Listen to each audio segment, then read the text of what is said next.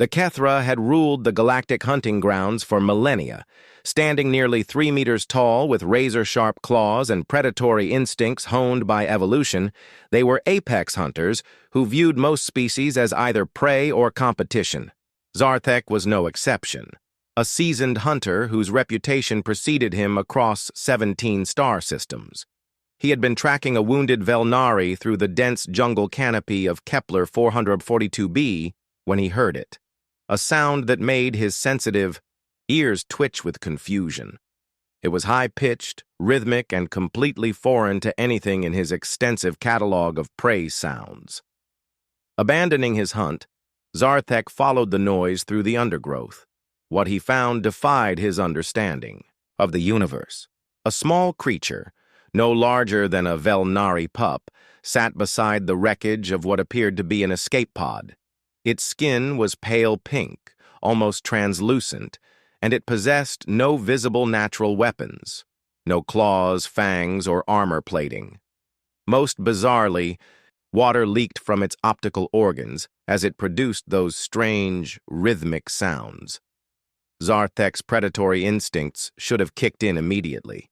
This was clearly a weak, defenseless creature, easy prey, yet something held him back. Perhaps it was curiosity, or maybe the way the small being looked up at him without the terror he was accustomed to seeing in prey animals. The creature made different sounds now, softer ones, and extended its tiny appendage toward him. Zarthek's translator implant struggled with the primitive language before finally producing meaning. Help, please. Against every instinct, screaming in his mind, Zarthek found himself carefully lifting the small being. It weighed almost nothing, and its skin was incredibly fragile. How did such a vulnerable species even survive to reach space travel? The escape pod's databanks revealed the creature's origins. Earth, a small planet in an unremarkable system. The species called themselves humans, and this particular specimen was designated as a child named Emma, only 7 years old. Her family's research vessel had been attacked by pirates, and she had been ejected in the escape pod by her parents before the ship's destruction. Zarthek faced a dilemma. His people had no concept of caring for another species' offspring. In Kethra, society, weakness was eliminated, not protected. Yet as he watched the human child, Emma, curl up against his armored chest for warmth, something fundamental shifted in his worldview.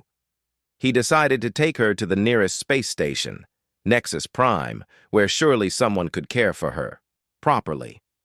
The journey took 3 standard days, during which Zarthek learned things that challenged everything he knew about survival and evolution. Despite her apparent fragility, Emma displayed remarkable adaptability. She learned basic Kethra words with startling speed, figured out how to operate the ship's food dispensers, and most surprisingly, showed no fear of him whatsoever. When they docked at Nexus Prime, Zarthek expected to simply hand over the child and resume his hunting career.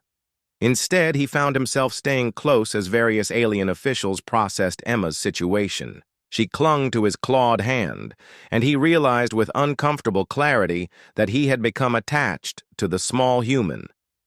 It was then that Captain Sarah Chen arrived. Zarthek had encountered many species in his travels, but he had never seen anything like the transformation that occurred when Captain Chen, clearly another human, learned about Emma's situation.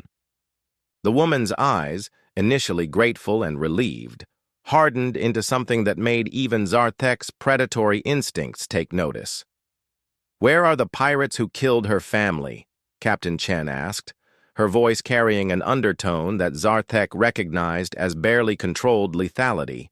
The station administrator, a bureaucratic Zephyrian, waved dismissively. "The Crimson Nebula Raider Group. They operate in the Outer Rim. Nothing can be done. They're too well armed and coordinated for—" "I wasn't asking if something could be done," Captain Chen interrupted. "I was asking where they are."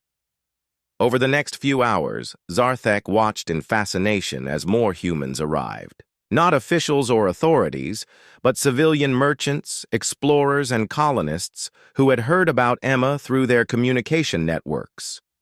They came bearing supplies, offering homes, and most remarkably, volunteering for what Captain Chen was organizing. "We're going after the Crimson Nebula," she announced to the growing crowd of humans. "Not for revenge, not for justice, but because no human child should ever feel as alone as Emma did." Zarthek expected perhaps a dozen volunteers. Instead, over 200 humans rallied to the cause within 6 hours. Ships began arriving, cargo haulers hastily fitted with weapons, exploration vessels loaded with volunteers who had never seen combat, even luxury yachts whose owners had liquidated their assets to purchase military-grade shields. "This is madness," Zarthek told Captain Chen as they watched the impromptu fleet assemble. "The Crimson Nebula has 40 ships, all military grade. Your people will be slaughtered." Captain Chen smiled, and Zarthek finally understood why other species whispered about humans in the darker corners of the galaxy. "You saved one of ours," she said simply. "Now you get to see what happens when humans return the favor." The battle, when it came, defied every tactical principle Zarthek knew. The human fleet should have been destroyed within minutes. Instead, they fought with a coordinated desperation that bordered on the supernatural. Ships that should have retreated pressed, their attacks until their hulls buckled. Pilots who should have ejected stayed at their controls to ensure their final shots counted. But it wasn't the tactical brilliance or even the sacrifice that stunned Zarthek.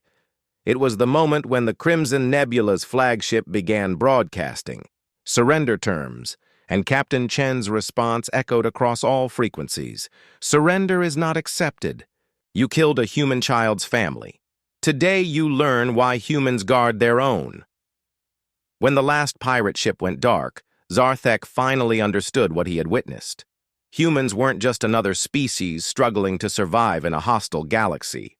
They were something far more dangerous, a people who had weaponized love itself. As Emma hugged his leg at the victory celebration, tears of joy rather than fear streaming down her face, Zarthek realized that saving her had taught him the most valuable lesson of his life. In a universe full of predators, the most terrifying creatures were those who chose to protect rather than hunt, and humanity, he now knew, were the ultimate guardians.